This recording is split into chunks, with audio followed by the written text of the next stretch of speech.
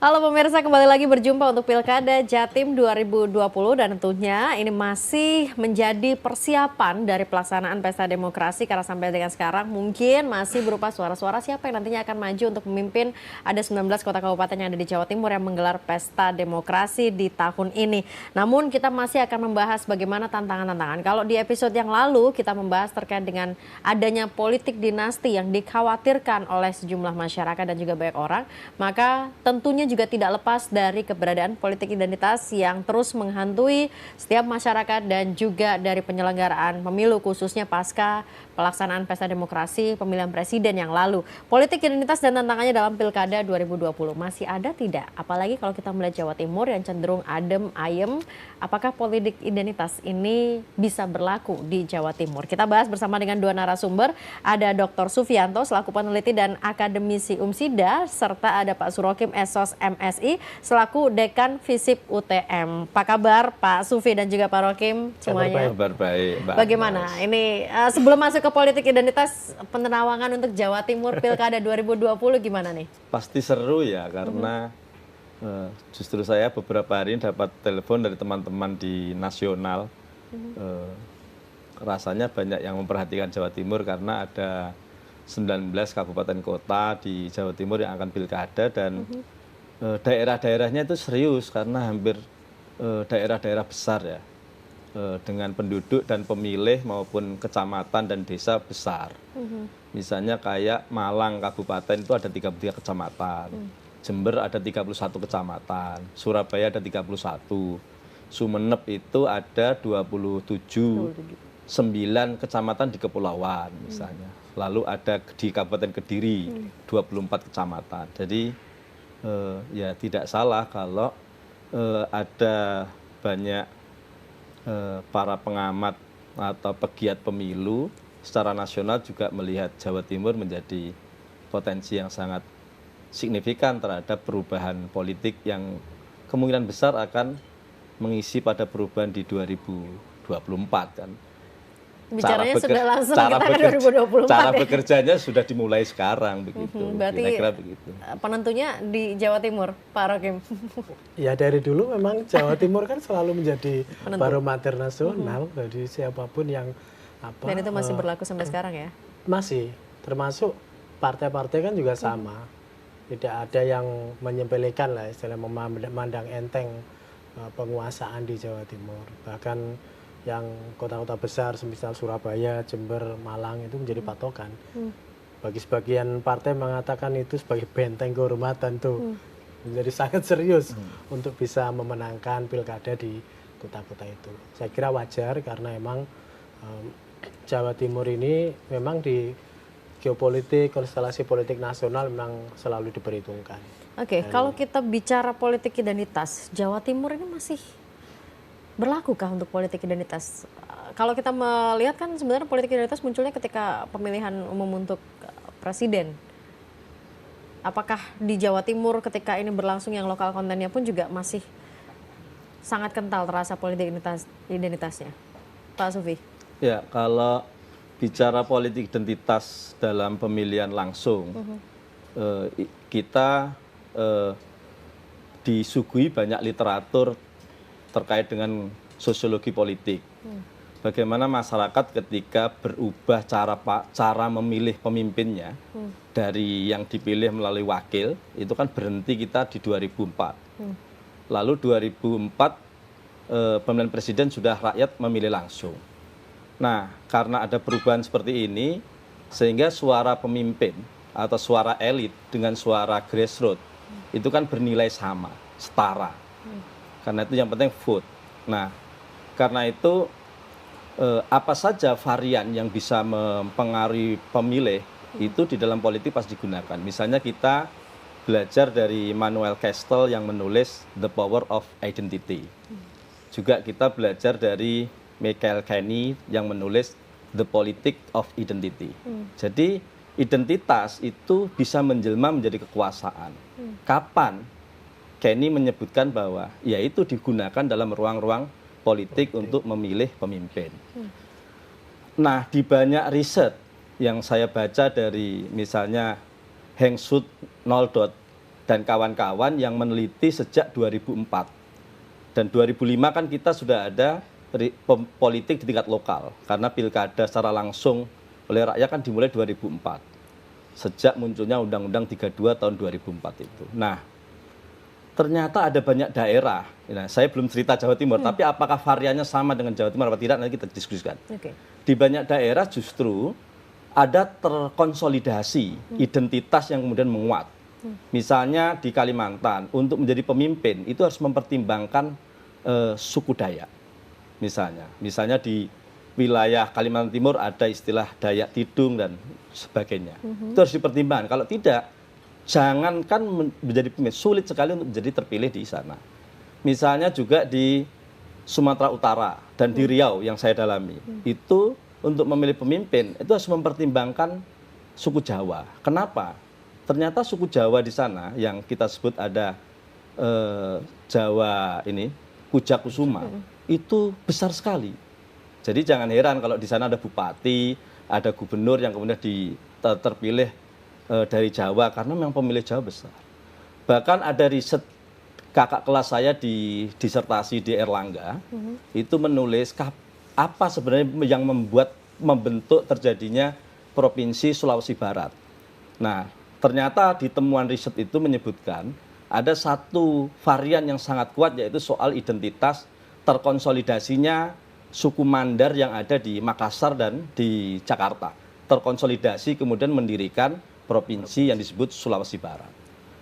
Nah, itu kira-kira cara nasional politik identitas sangat kuat. Nah, kalau itu bergerak sebenarnya. Dari kalau kita baca risetnya Nordot itu bergerak sampai paruh di menjelang pemilu 2014. Tetapi setelah itu agak bergeser, identitas yang digunakan dalam ruang politik di negeri ini agak berbeda. Lebih mengambil peran identitasnya itu mengambil bentuk ideologis atau bentuk agama. Dan itu sangat menguat dalam Pilkada DKI dan kemudian Pilpres 2019. Nah, itu kira-kira. Artinya kalau kita syarat ke Jawa Timur, apakah itu pun juga terasa di Jawa Timur dengan setiap pola-pola yang di Jawa Timur, identitas yang ada di Jawa Timur? Nah, saya termasuk orang yang konsen mendalami bagaimana varian-varian identitas itu menguat di Jawa Timur. Apakah itu mempengaruhi pemilih atau tidak? Memang ada yang agak berbeda. Kalau di Kalimantan itu terkonsolidasi nampak suku.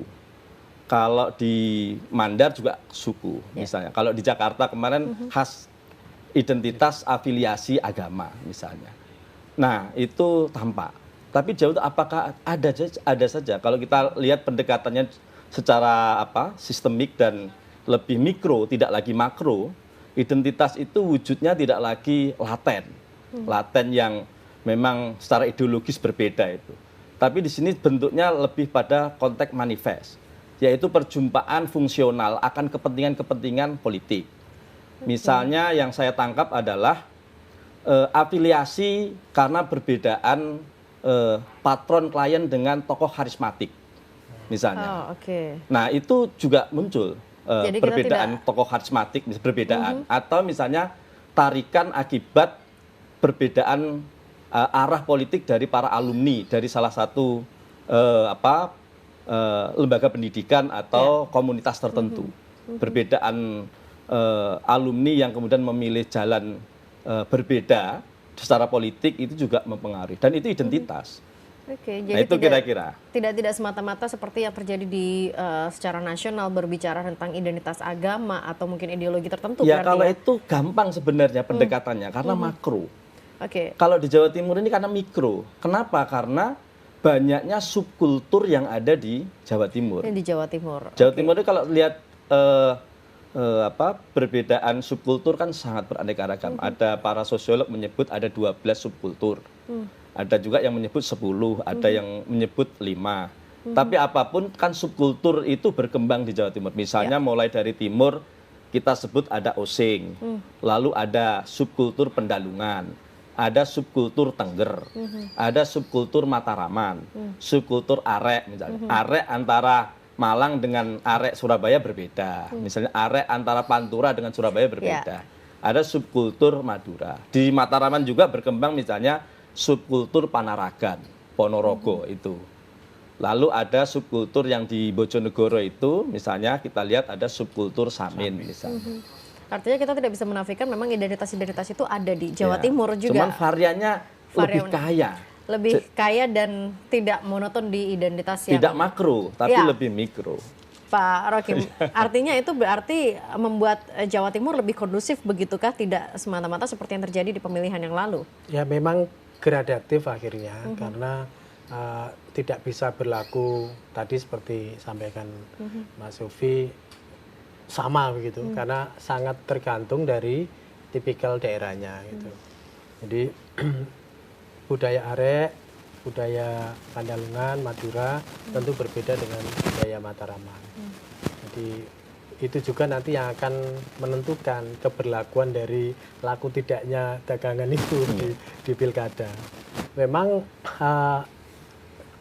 tantangan berat ada di perkotaan, di pemilih urban ya, karena rata-rata di pemilih urban itu kan pemilihnya itu cenderung rasional. Rasional. Jadi, biasanya kalau rasional isu-isu begitu itu relatif lebih sulit untuk jalan. Tapi kalau di tingkat pendidikan menengah ke bawah di mana pemahaman orang masih relatif emosional, biasanya dagangan itu tuh laku. Lebih laku. Nanti kita coba akan bahas lebih iya. lanjut Pak Rokim. Saya nanti kembali ke Pak Rokim lagi, tapi kita jeda dulu pemirsa. Kami kembali saat lagi untuk Anda.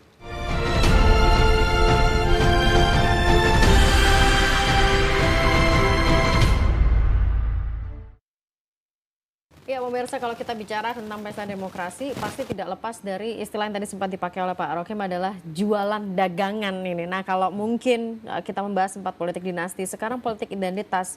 Pak Rokim mengatakan dengan adanya pemilih yang rasional di urban, di kota itu tidak terlalu laku. Tapi kan tentu saja identitas itu tetap menjadi salah satu yang disasar untuk berjualan di pesta demokrasi ini. Memang itu dagangan yang murah, hasilnya jangka pendeknya menjanjikan.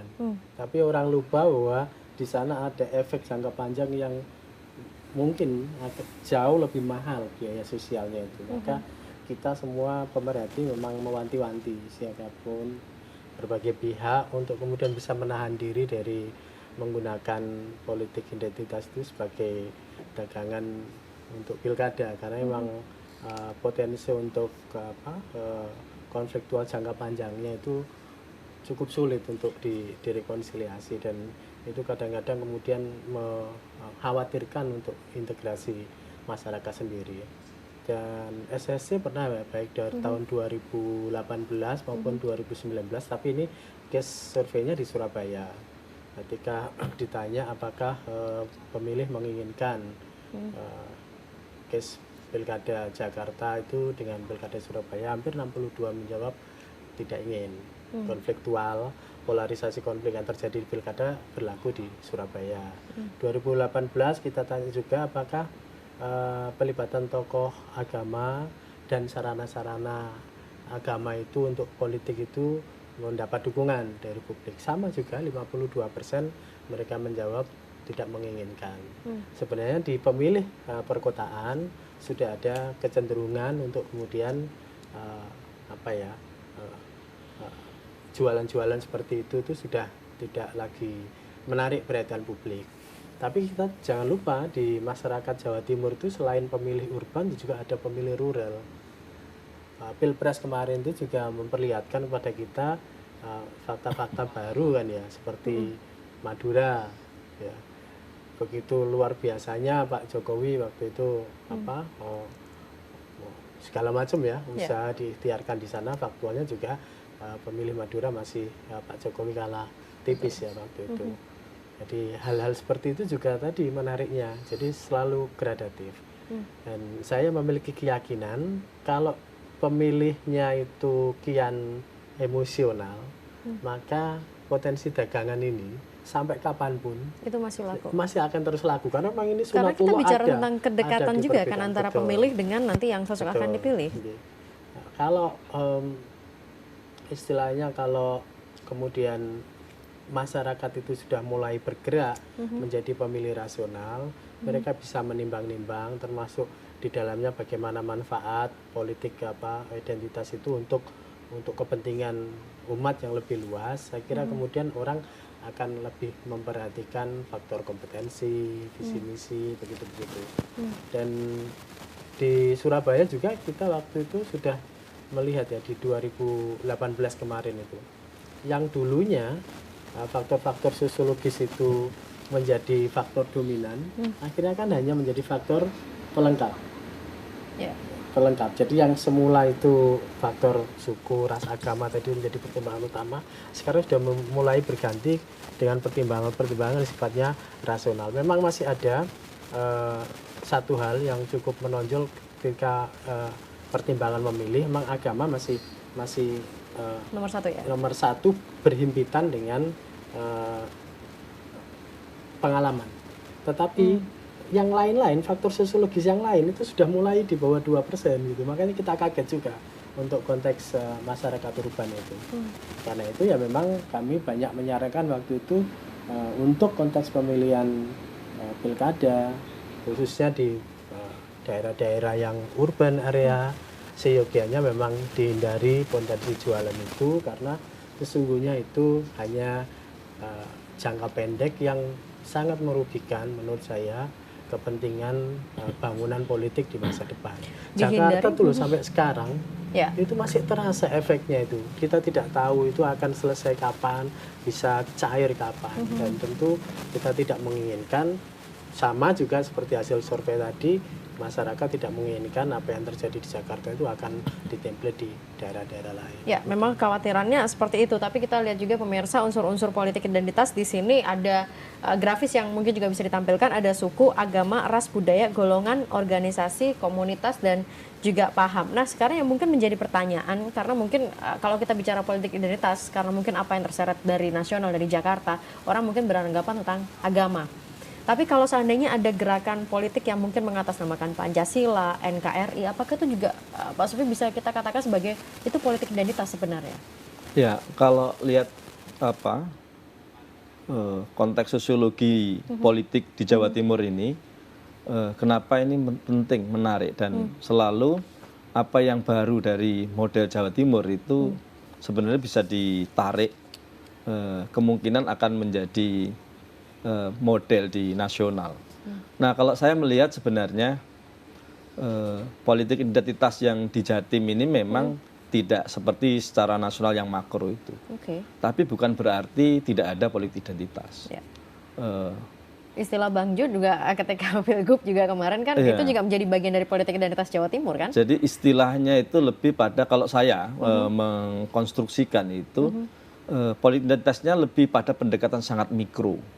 Jadi sifatnya ini tidak laten tapi manifest karena berjumpanya kepentingan-kepentingan atau secara fungsional itu memang bermanfaat bagi siapa saja yang melakukan konsolidasi identitas itu, gitu kira-kira. Tapi saya ingin memberikan gambaran begini. Di Jawa Timur ini sudah secara nasional ya, pilkada ini kan sudah masuki siklus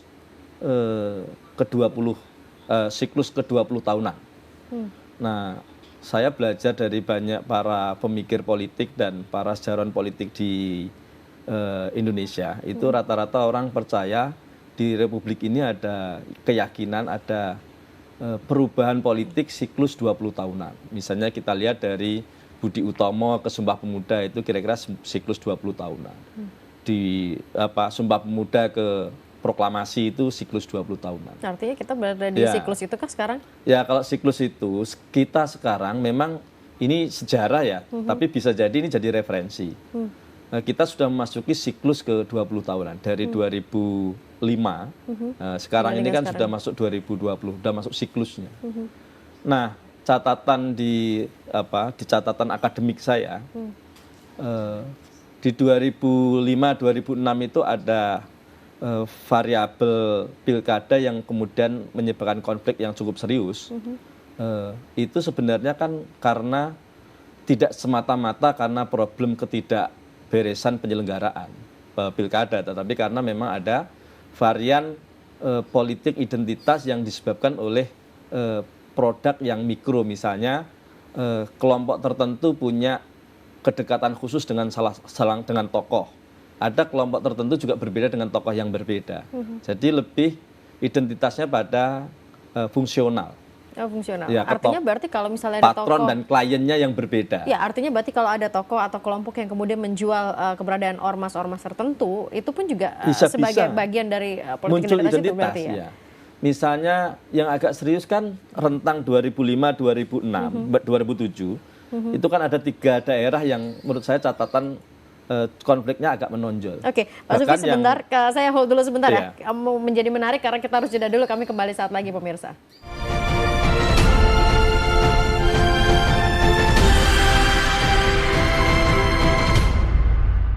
Kembali bersama dengan kami pemirsa di Pilkada Jatim 2020 masih membahas terkait dengan politik identitas dan juga tantangannya untuk Pilkada tahun ini. Bahkan Pak Sufi mengatakan kalau dari sejarah berarti kita sudah masuk di siklus 20 tahunan. 20 tahun. Harusnya menjadi lebih baik. Harus. Meskipun sebenarnya kalau dari obrolan kita dari tadi, artinya politik identitas itu sudah mengakar dari sejak dulu. Ya ada, bentuknya yang berbeda. Kalau di Jawa Timur tidak bisa kita memahami seperti yang terjadi dalam kasus nasional. Misalnya yang tampak kan makro sekali, suku, terus kemudian agama, kan gitu kira-kira. Kalau di sini kan mungkin lebih pada pendekatan ideologis atau pendekatan kultural. Kita pernah dikasih gambaran yang cukup nyata, misalnya ada konflik yang memang yang muncul di permukaan kan karena ketidakberesan penyelenggaraan. Tetapi setelah kita dalami riset secara mendalam, sesungguhnya memang ada varian benih politik identitas yang sifatnya mikro. Misalnya kasus pilkada yang membara di Tuban 2006. Lalu ada pilkada di Mojokerto. Yang itu kan kita tidak bisa tutupi, itu peristiwa sejarah yang memang mewarnai sejarah pilkada secara langsung di Jawa Timur. Misalnya. Lalu ada pilkada yang konfliknya agak berkepanjangan, misalnya 2005 sampai 2007 itu yang kita dengar di Jember, di Banyuwangi. Nah, saya kira ini juga menjadi pelajaran bagi kita semua, meskipun identitas yang muncul di permukaan dalam pilkada di Jawa Timur itu tidak sifatnya makro, tetapi justru yang sifat mikro ini agak sulit dideteksi sejak awal. Ya, sifat mikro sulit dideteksi sejak awal. Karena itu saya kira semua masyarakat harus bisa memahami bahwa apa saja yang pernah terjadi itu harus jadi pelajaran. Lebih mengedepankan bagaimana proses pemilihan secara langsung itu betul-betul meyakini akan melahirkan pemimpin yang terbaik di antara mereka sendiri. Karena ini sifatnya kan pilkada kita ini meskipun 19 kabupaten kota di Jawa Timur, ini kan tidak level provinsi. Ya. Levelnya langsung lokal kan? Lokal. Dari masing-masing daerahnya itu sendiri. Dan politik lokalnya saya kira ini sangat menguat. Dan kita karena sangat dekat toh, memilih bupati, memilih wali kota. Dengan rakyatnya kan sangat dekat. Artinya politik lokal, kita bicara politik identitas juga berarti kan, Pak Rocky, mau tidak mau begitu kan, bahkan mungkin yang tadi saya bilang, mungkin menjual background dari ormas atau keagamaan mereka masing-masing itu juga menjadi bagian dari politik identitas. Gimana masyarakat harus menyikapi dan apa yang membuat masyarakat masih senang dengan politik identitas? Ya memang itu sunatullah laki-laki begitu. Tapi ada yang bilang kalau politik identitas itu rawan justru terjadi di wilayah religius yang tinggi, pendidikan rendah. Benarkah begitu? Ya, ada orang yang meyakini seperti itu karena berkaitan dengan apa yang saya sebut sebagai pemilih emosional tadi. Jadi itu laku bagi mereka-mereka yang pertimbangannya masih begitu. Tapi sudah mulai luntur pada pertimbangan-pertimbangan pada pemilih yang rasional. Jadi dalam kaitan ini saya pun mempercayai ya bahwa masyarakat Jawa Timur 3 tahun kita bertanya terus, memang sangat menyukai harmoni. Jadi itu juga yang membuat kenapa saya juga tidak terlampau risau apakah politik identitas dalam konteks yang melahirkan polarisasi konflik itu akan bisa tumbuh di Jawa Timur, karena memang masyarakat Jawa Timur ini tipikalnya harmoni juga. Tapi cukup mengejutkan ketika catatannya tadi Tuban, kemudian kecuali Jember. Di beberapa daerah-daerah, tapi pada intinya dari secara sosiologis itu menyukai harmoni. Bisa jadi karena memang tipikal kultur lokal yang lokal ya. ini tuh lebih dominan. Mungkin yang masih patut diwaspadai, mungkin catatan-catatan tadi itu termasuk mungkin daerah-daerah yang selama ini potensi konfliknya masih tinggi, itu pun juga menurut saya ya tidak akan masif. Artinya Jawa Timur masih bisa diandalkan dengan tipikal pemilih seperti itu. Karena itu ya menurut saya, menurut pendapat pribadi saya, kendati itu bisa dibangkitkan, tetapi sebenarnya ada kewajiban moral bagi semuanya, kontestan, penyelenggara, pemerhati, termasuk kita semua ini terus mengingatkan agar kemudian giroh untuk mendagangkan hal-hal seperti itu sudah mulai dikurangi dengan mempertimbangkan tadi itu kemanfaatan pada bangunan politik masa depan kita. Memang akan tidak mungkin ya ditiadakan, tidak mungkin orang memilih atas dasar kesamaan suku, ras, agama, itu ya sunatullah menurut bahkan saya. yang pertama kali dilihat juga pastinya siapa orang ini yang akan dipilih, ini kan pasti yang dicari juga latar belakang background. Formalisme akhirnya kemudian menjadikan agama sebagai instrumen tadi itu juga sebenarnya mengkhawatirkan.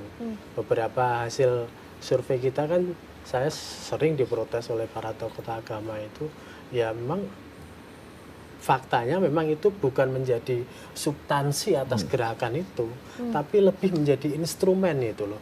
Sehingga kemudian marwah termasuk keyakinan agama yang kemudian dijadikan politisasi itu menjadi terdegradasi. Itu yang kemudian banyak dilupakan. Tapi ada dampak positifnya tidak kalau kita bicara tentang politik identitas?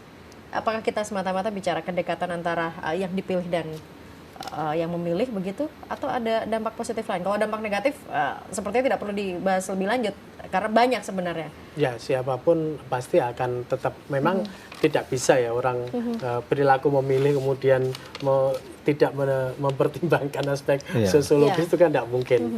Pasti pertimbangan sosiologis, psikologis, rasional, objektif ini pasti akan berkelindan jadi satu. Tinggal persentasenya saja. Memang kita akan mendorong supaya kemudian pertimbangan-pertimbangan ini yang sifatnya rasional, ekonomis dan itu menjadi lebih dominan daripada pertimbangan-pertimbangan sifatnya sosiologis, psikologis yang selama ini menjadi basis atas politik identitas tadi itu. Karena dengan cara mendorong pemilih-pemilih rasional itu, bangunan politik kita akan jauh lebih bermartabat, akan jauh lebih punya manfaat, dan rasa-rasanya memang ya politik multikultur ya, pluralisme dan lain-lain yang menjadi fakta dasar masyarakat kita itu akan bisa kita pelihara dari waktu ke waktu ketika kemudian sentuhan-sentuhan atas tadi itu tidak dijadikan sebagai instrumen yang berlebihan.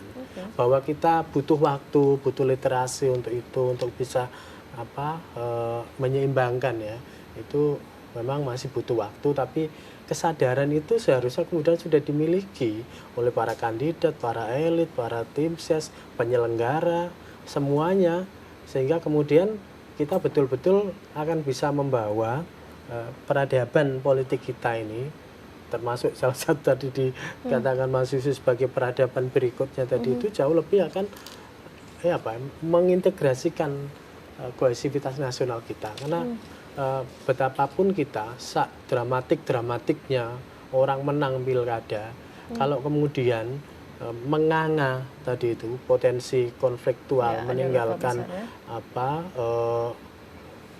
potensi konfigurasi konflik yang mungkin bisa jadi laten, toh lama-lama juga akan manifest dan kemudian akan menjadi perilaku memilih yang kemudian jadinya akan semakin emosional. Tapi kalau kita mungkin juga mendengar ada pasangan calon yang menjual keberagaman, itu juga sebenarnya bisa kita katakan sebagai politik identitas tidak? Ya, begini, saya kira ya, tapi saya mau berpikir begini, sebenarnya siapa sih yang membawa politik identitas dalam pilkada itu? Apakah pemilih, apakah elit? Nah, kalau yang saya tangkap dari menjelang pilkada 2020 ini di Jawa Timur ya, saya sudah keliling.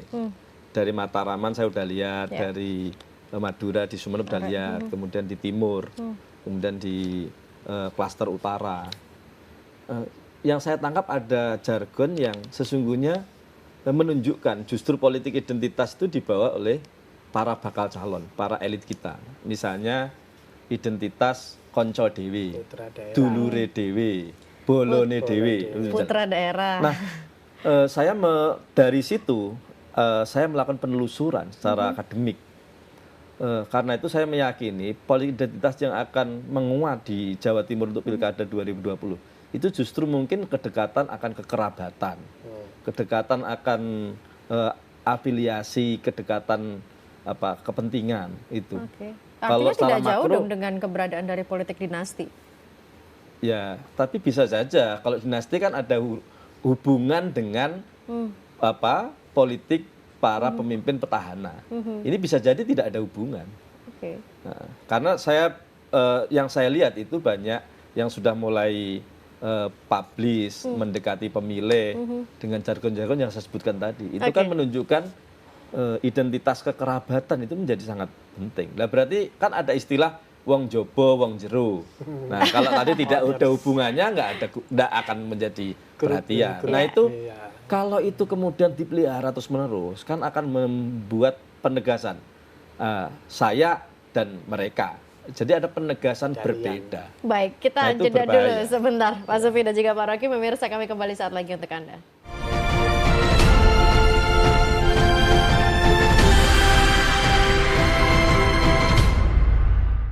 Baik, pemirsa, Anda kembali bersama dengan kami di Pilkada Jatim 2020 dan memang kalau kita lihat di Jawa Timur dari hasil obrolan kita di awal tadi, politik identitas mungkin tidak terlalu kentara, tetapi sebenarnya ini sangat menguat dengan jargon-jargon yang mulai dimunculkan. Kekerabatan, kita dekat, bolo dewe, konco dewe, dan segala macam yang ada di Jawa Timur.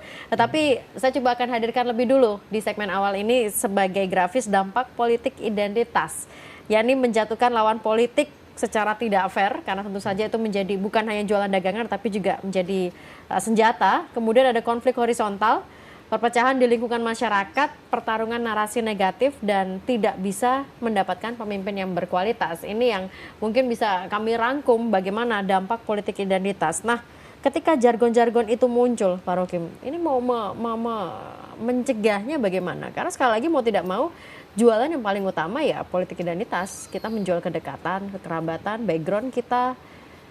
Ya, benteng pertahanan terakhir ya memang ada di pemilih. Dan itu rumusnya di mana-mana ya melek politik ya. Sehingga gerakan-gerakan literasi politik itu penting untuk terus dilanjutkan. Edukasi politik itu penting dilanjutkan. Tapi bantuan, ikhtiar, kehendak, dan tekad dari kandidat penyelenggara ini juga tidak kalah pentingnya, karena mereka menjadi pelaku-pelaku atas pergerakan politik itu sendiri. Kalau mereka kemudian tidak punya ketahanan untuk kemudian bisa membangun virtu politik tadi dengan bangunan yang seperti tadi, ya bagaimana mungkin masa kemudian masyarakatnya yang kemudian diharapkan bisa mengontrol mereka. Jadi faktualnya seperti itu. Dan di urban area terutama saya memang masih memiliki keyakinan bahwa jumlah pemilih rasional yang tumbuh signifikan itu akan bisa menjadi benteng pertahanan. Tapi yang di rural area ini siapa yang bisa kemudian menjelaskan? Daerah-daerah mana nih Pak Rokim yang mungkin boleh dikatakan soal kita kekerabatan mewaspadai? tadi? Pilkada beberapa waktu lalu, semisal Tulungagung gitu ya. Itu apa yang bisa menjelaskan potret bagaimana petahana bisa menang ketika tersandung kasus? Tidak ada penjelasan lain kecuali kekerabatan yang demikian kuat, faktor sejarah yang demikian kuat. Nah, kadang-kadang gitu-gitu itu menjadi pilihan yang rasional tadi tertutupi oleh pertimbangan-pertimbangan tradisional seperti ini. Maka kemudian ketika banyak narasi-narasi yang kemudian dibangun itu atas dasar kepentingan in group out group tadi itu, nah itu yang kemudian menjadikan mungkin pergerakan politik kita khususnya yang ada di level paling bawah ini nanti perlu lebih banyak dikawal ya oleh semua pihak, sehingga virtu-virtu nilai-nilai politik yang kita impikan akan jauh lebih elegan, akan jauh lebih memperlihatkan progresivitas kita untuk memilih pemimpin yang betul-betul kapabel, kompeten tadi itu bisa kita lakukan. Tapi kalau kemudian tidak ada gerakan ke sana, patron-patron yang kuat, kekerabatan yang kuat, ya hebat-hebatnya kita membangun narasi, ya akan tetap kalah oleh politik-politik dinasti yang tadi disampaikan oleh Mbak Agnes. Jadi ya sekali lagi memang itu berhimpit-himpitan kalau kontekstual Jawa Timur. Jadi ya sejauh ini di berbagai baliho yang tersebar di Jawa Timur ya memang jualannya masih itu, politik supaya identitas. kemudian menganggap mereka menjadi in group. Tidak ada yang mulai pede bahwa visi misi saya ini, program saya ini, percepatannya ini kan jarang. Jarang sekali. Mereka lebih cenderung memilih untuk mendekat berarti ya. Tapi yang kalau memang boleh sebut daerah nih, Pak Rokim, artinya Pak Rokim kan dari UTM, dari Madura. Mau tidak mau ketika Pak Sufi dulu di Bawaslu juga bisa dikatakan itu menjadi daerah yang harus diantisipasi terkait dengan keberadaan politik identitas. Sekarang cuma satu daerah begitu kan kalau di Madura, Sumeneb. Ini bagaimana untuk 2020? Kalau dilihat dari tipikal geografisnya, memang Sumeneb itu kan daerah Madura yang relatif lebih terbuka ya dibandingkan dengan daerah lain. Itu menjadi harapan. Saya punya harapan juga kalau Sumeneb nanti smooth, pilkadanya oke dalam banyak indikator, ya moga-moga saja ini bisa memberi efek ke Pamekasan, ke Sampang, ke Bangkalan yang memang secara gradatif tingkat keterbukaan pemilihnya memang pusatnya dari timur, pergerakan di Madura ini. Dan memang tidak bisa ditiadakan bahwa keterbukaan informasi itu juga mempengaruhi mindset pikiran orang terkait dengan politik yang berlaku di Madura. Tentu kita semuanya punya harapan ada perubahan di Madura. Sekarang kita sudah mulai banyak sebenarnya pergerakan, terutama regenerasi kepemimpinan. Kita bisa melihat bupati-bupati di Madura itu sudah mulai banyak yang muda-muda usia. Kendati dari sisi kekerabatan memang masih berasal dari patron-patron yang selama ini secara tradisional menjadi pemimpin Madura. Tetapi perubahan generasi ini kita harapkan bisa tadi itu membawa perubahan siklus 20 tahunan berarti ya. Oke, Ya. Pak Sufi petanya gimana nih? Kalau dari Pak Rokim seperti itu, kalau dari Pak Sufi petanya?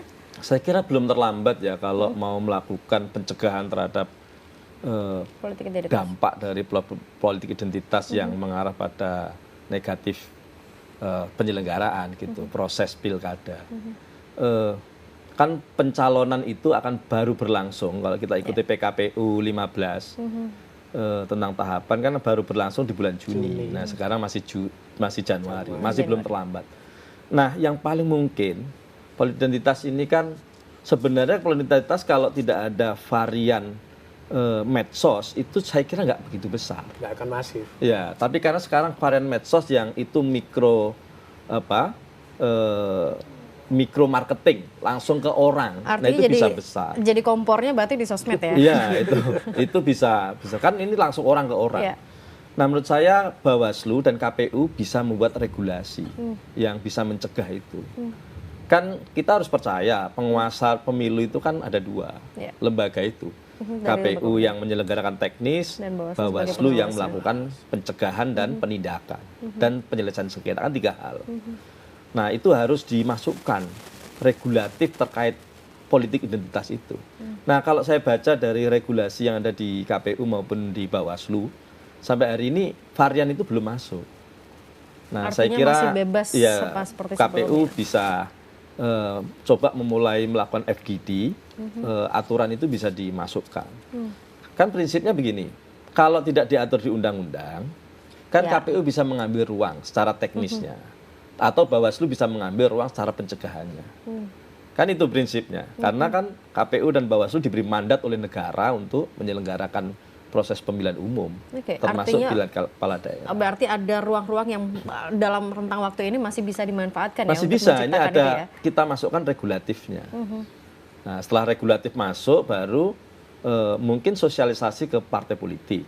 Karena kan yang saya tangkap dari proses pilkada ini, kan ini sebentar lagi, Januari akhir ini kan sudah harus penyampaian dukungan perorangan. Nah, Ya. saya lihat kok suara-suaranya belum begitu besar calon perseorangan ini kan. Nah, kalau nggak ada calon perseorangan, berarti kan semua berharap melalui calon partai politik. Partai politik, betul. Jadi saringan pertama elit itu di partai politik. Nah, kan bisa KPU dan Bawaslu bisa membangun sinergitas dengan partai politik, bisa melahirkan pemimpin yang baik. Kira-kira begitu. Pemimpin yang baik yang Gitu, kan kita bahas di segmen terakhir untuk Anda. Kami kembali saat lagi pemirsa.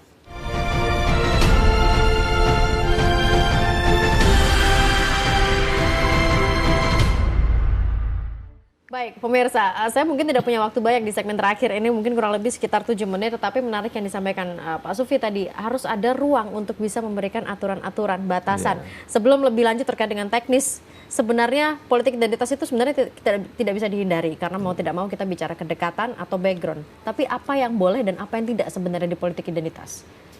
Ya, memang pemimpin yang akan terpilih, biar kita tidak salah memilih pemimpin. Ya. Rakyat boleh tahu jejak rekam dari pemimpin itu, termasuk mungkin kelahirannya di mana, dia dari komunitas apa, pendidikannya seperti apa, kan gitu kira-kira. Misalnya komitmen terhadap sosialnya sudah seperti apa yang dilakukan, itu pemilih boleh atau berhak tahu. Nah, sampai di situ saya kira Batasannya di situ saja ya, berarti ya. Hanya lalu sekedar kalaupun ada kemudian pendekatan-pendekatan kekerabatan, itu bukan menjadi kontestasi, itu loh kira-kira. Oke. Itu tidak menjadi basis kontestasinya. Yang harus dikontestasikan adalah jejak rekam dan komitmennya terhadap sebuah perlindungan akan pemilih yang akan dipimpinnya. Kira-kira begitu. Oke, kalau dari Pak Yang Rokim, jauh lebih penting itu saya kira. masyarakat ini bisa memaksa seperti apa supaya bukan hanya identitas yang dijual, tapi program, visi. Saya punya harapan dari waktu ke waktu agar kemudian kesadaran edukasi politik itu kian memantapkan pergerakan pemilih rasional yang sejauh ini masih tumbuh 38% di perkotaan. 38% Tapi di di pedesaan masih jauh angkanya dari itu. Ini siapa berarti yang harus bertanggung jawab dengan mereka-mereka yang berada di pedesaan, Pak Rokim? Dari Ya, hasil survei juga. dalam konteks masyarakat Jawa yang patron begini ini mesti harus ada engar sosung tulodo. Jadi elitnya ini yang kemudian memiliki kesadaran untuk itu memberi contoh itu. Nah, problem ini yang selama ini problematik di kita, sehingga antar elit ini pun juga kemudian terlibat kontes untuk saling kemudian mengeksploitasi itu. Ya karena memang itu menjadi senjata kan, ketika- amunisi kan kalau kita bicara Ketika politik dalam identitas. konteks seperti itu memang secara teoritis kelas menengah yang menjadi harapan. Cuman problematiknya kelas menengah kita juga belum terkonsolidasi dengan baik. Jadi itu yang kemudian akhirnya kita mohon ya udahlah, kalau begitu sudah kita pasrah saja kepada benteng terakhir voters kita. Bagaimana kemudian kita terus ikhtiar untuk menjadi pemilih yang dari emosional ini bergerak ke pemilih yang rasional. Oke, kita bicara political will berarti ya dari elit politik. Tapi bicara Ya. political will, tadi sempat kita ngobrol ketika jeda pemirsa. Pak Sufi mengatakan sekarang kalau bikin aturan untuk KPU sama Bawaslu harus ada persetujuan dari DPR. Ya, Itu- artinya harus dikonsultasikan. Itu kira-kira. Nah, tapi kan nggak apa-apa dicoba. Karena dengan begitu kita bisa mendorong politik kita yang sudah baik ya, sudah langsung rakyat bisa menentukan pemimpinnya. Ini kan sebuah anugerah ini. Yang dulu kita hanya mimpi, sekarang bisa langsung. Nah, saya kira caranya harus cara pemilihan itu politiknya harus bukan menang kalah, bukan perang tanding. Menang kalah itu yang menang ya menguasai, yang kalah ya disingkirkan. Tapi konsepnya harus diubah, menang-menang. Jadi rakyat menang melahirkan pemimpin, pemimpin juga menang bisa melindungi rakyatnya. Jadi konsepnya itu bukan menang kalah, bukan perang tanding yang biasa kita dengar dalam pewayangan misalnya. Tetapi harus kita maknai pilkada ini bagaimanapun toh akhirnya tetap harus setelah proses pilkada hidup baik lagi kan itu. Betul. Karena itu harus konsepnya siapa saja yang terpilih harus menang-menang. Jadi menang rakyat menang memilih pemimpin, pemimpin juga menang bisa melindungi rakyatnya dalam proses pemilihan kepala daerah. Oke, dalam siklus 20 tahunan diharapkan seperti itu. Tapi track record yang sepanjang sejauh ini kayaknya menang kalah ya, Pak Rokim ya, yang terjadi ya, belum pernah ada menang-menang. Nah, karena ada lembaga yang dibiayai negara, saya pikir tanggung jawab KPU, Bawaslu itu memang ada di garda depan. Bahwa kemudian masyarakat ada kewajiban untuk itu, iya. Tapi yang dibiayai negara ini sebenarnya jauh punya kewajiban yang lebih tinggi, gitu loh.